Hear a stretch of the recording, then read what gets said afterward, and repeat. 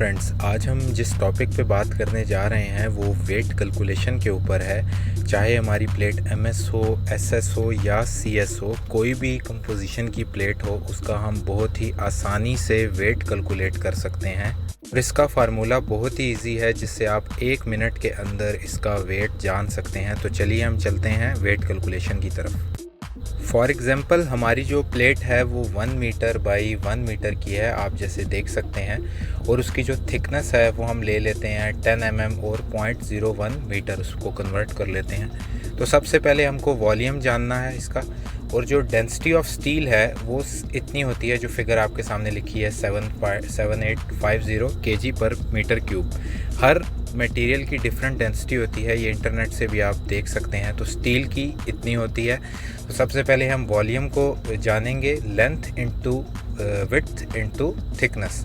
तो लेंथ और विड्थ कितनी है, वो 1 मीटर है। 1 मल्टीप्लाई बाई 1 मल्टीप्लाई बाई उसकी थिकनेस। तो हमारे पास वॉल्यूम आ गया, जैसे आप देख सकते हैं 0.01 मीटर क्यूब। तो वॉल्यूम आने के बाद हम जो है अब वेट कैलकुलेट करेंगे।